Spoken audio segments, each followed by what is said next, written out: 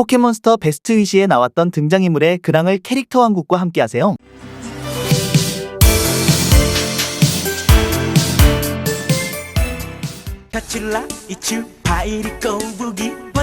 아이리스는 기존 히로인과 차별화된 자유분방한 모습과 신체적인 능력자 개성으로 인기를 얻었다. 또래 아이들처럼 초반에는 지우와 자주 투닥거리지만 지우가 포켓몬을 구하려는 모습을 보고 지우를 인정해주거나 사화해서 뚜꾸리를 벌인 트레이너에게 분노하는 등 성격면에서도 히로인스러운 모습을 많이 보여주었다. 이전 히로인들보다 운동신경이 상당히 그리고 매우 비범하게 뛰어나다. 한 에피소드에서는 엄청난 점프 실력을 뽐냈다. 극 초반부에는 정말로 지우를 무시하거나 깔보는 듯이 어린애라고 말하고 지우도 이에 대해 예민하게 반응하지만 모험을 함께하면서 이런 빈도가 줄어들고 후반부인 에피소드 N이나 데코로라 제도로 가면 가끔가다 그냥 웃으면서 한마디 하는 수준에 불과하고 지우도 별 신경 쓰지 않으며 넘긴다. 그러다가 딱 한 번 아이리스와 지우가 제대로 경로에서 서로 절규 위기까지 가는 에피소드가 있다. 그것도 시즌 후반부인 데코로라 제도까지 가서 일어났다. 131화의 내용인데 지우의 노고치 포획 시도부터 여러가지 갈등이 얽혀서 결국은 따로 여행하는 사태가 벌어지지만 서로 사과의 마음이 있다는 것이 에피소드 내내 암시되고 서로 화해하며 더욱 친해졌다. 지우 덴트와는 대조적으로 발상이 그나마 정상인에 가까운 편인지라 점점 치콤이 넣는 역할이 되어가고 있다. 특히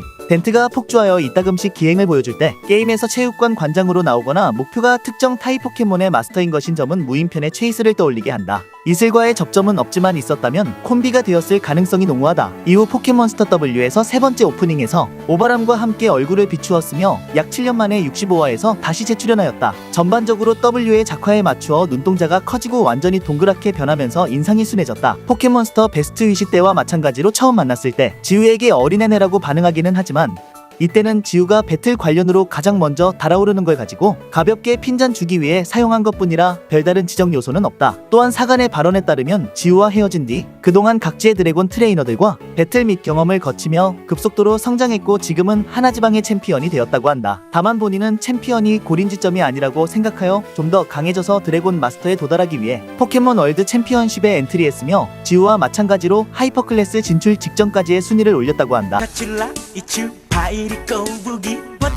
덴트는 체육관 관장답게 얀앞으로 지우의 수댕이를 농락하는 실력을 보여줬지만 결국 패배하고 배지를 넘긴다. 지우는 체육관전에서는 격식을 갖추고 덴트에게 꼬박꼬박 존댓말을 하지만 처음 만났을 때와 배지를 얻은 뒤로는 반말을 한다. 다만 일본에서는 한국만큼 장유유서를 따지지 않아서 나이 차이가 좀 나는 사람과도 상호합의하에 반말을 할 수 있다. 한국판 베스트 위시에서는 확실히 지우가 덴트를 형이라고 부르고 아이리스는 오빠라고 부른다. 그래서 한국판 한정으로는 지우의 여행 멤버들 중 유일하게 형이라고 부르는 인물. 그래서 나이가 밝혀지지는 않았지만 지우가 함께했던 동료들 중에서는 최연장자로 보인다. 그리고 소믈리에 출신이라는 점 때문에 웅이를 대신하는 지우의 보조 담당. 또한 아이리스와 달리 지우를 높게 평가하는 듯하다. 가정요리를 주로 만들던 웅이와는 달리 양식 전문인 듯하며 웅이처럼 간호순이나 여경 등 여자를 밝히는 듯한 모습은 보여주지 않는다. 뭐 애당초 이쪽은 관장 때부터 여자 팬들이 많으니 당연한 거라면 당연한 걸지도 후속작의 시트로만큼은 아니지만 일행 중 신체 능력이 뒤처지는 것으로 보인다. 지우야 말할 것 없고 아이리스는 나무를 자유자재로 타고 다닐 만큼 역대 히로인 중 신체 능력이 가장 좋으니 그렇지만 역대 지우의 친구들 중 가장 활동하기 불편해 보이는 옷차림새를 생각하면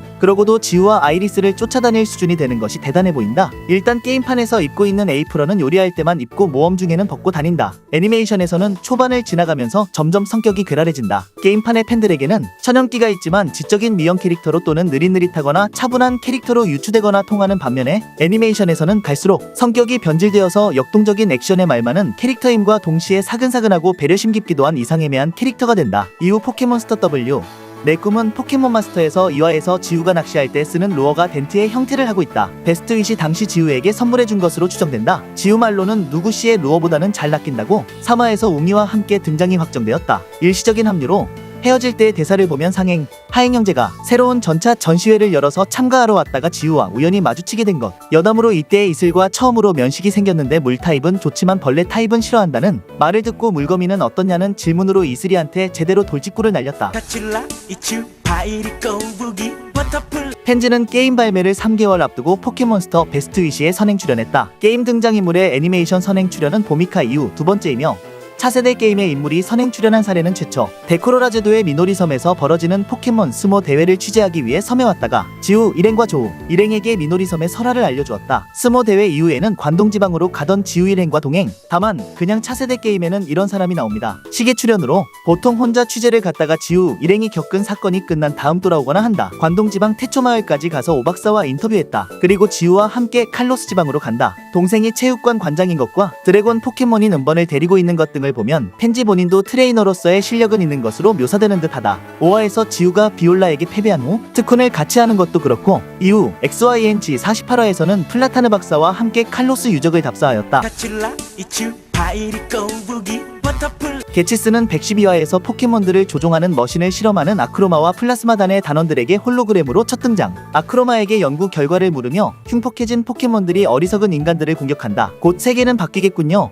우리 플라스마단이 원하는 세계로라고 말한다. N의 과거 회상에서 N에게 포켓몬은 인간에 의해 학대당하고 있다. 이를 구해내는 것이 우리 플라스마단의 사명이고 넌 플라스마단의 최고 지도자가 되는 거다. 포켓몬과 이야기할 수 있는 능력, 그것이야말로 너에게 주어진 사명을 이루기 위한 힘이다 라고 말한 것을 보면 게임판과 같이 포켓몬 해방이라는 이념을 주장하는 것 같기도 하다. N이 과거의 얘기를 말한 후 헬레나와 버베나가 게치스에게 다른 목적이 있어 N과 자신들의 힘을 이용했다고 말하자 아이리스도 N에게 처음부터 포켓몬을 구할 생각이 없었군요 라고 묻는데 그 일에 대해선 잘 모르겠다고 N이 답해 떡밥으로 남는가 했으나 결국 게치스가 허무하게 경찰에게 붙잡혀 무슨 목적이 있었는지는 끝까지 밝혀지지 않았다. 이후 포켓몬 제너레이션즈에서 15화에서 등장. 원작에서처럼 자이언트홀에서 지팡이를 사용해 큐레물을 조종한다. 큐레물을 이용해 하나지방을 모두 얼려버리려고 하지만 난입한 N과 레시라모에게 방해받는다. 포켓몬을 괴롭히는 이기적인 사람은 용서할 수 없으며 하나지방을 지키겠다는 N에게 자신이 해준 왕으로서의 교육이 헛되지 않았다며 칭찬하는 한편 자신의 계획을 망친 건 아직도 용서 못한다며 유전자 쐐기를 발동시킨다. 유전자 쐐기의 힘으로 레시라모와 융합한 큐레물을 보고 경악하는 N을 힐난하며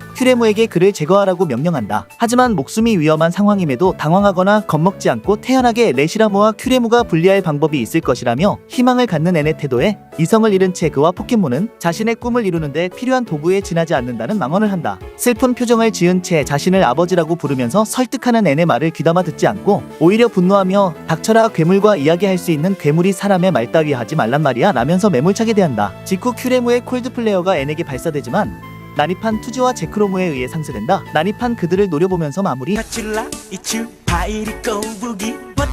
아크로마는 에피소드 N에서 N과 게치스와 함께 등장한다. 게임판에서는 악의 조직에 속하면서도 선역의 역할도 겸한 것에 비해 이쪽은 그야말로 진짜 악당이다. 목적 자체는 게임판과 같이 포켓몬의 힘을 끌어내는 것이나 그 과정에서 하는 악랄한 행위들이 너무 부각되어 원본과는 완전히 다른 사람이 되어버렸다. 게임판과의 괴리가 너무 심한 나머지 에피소드 N을 망친 주역으로 꼽힌다. 자신의 연구를 위해서 포켓몬도 거리낌 없이 이용하며 특히 지우의 피카츄한테 흥미를 보여 피카츄를 세뇌시키기도 했으며 피카츄가 자력으로 자신의 세뇌에서 벗어나자 당황하는 플라스마단 단원과는 다르게 좋아하는 모습을 보여주었다. 시즌 2 33화에서는 어느 장소에서 팬드라를 상대로 포켓몬 컨트롤 머신을 실험하는 것을 게치스에게 보여주며 그 내용을 설명해준다. 이후 포켓몬 제너레이션즈에서 14화에서 등장. 원작에서처럼 유전자 세기를 강탈하기 위해 쌍용시티를 습격하며 큐레무의 힘을 이용한 대포를 발사해 도시 전체를 얼려버린다. 이후 칠연인 비오에게서 유전자 세기를 손에 넣었다는 보고를 받고 유유히 퇴장.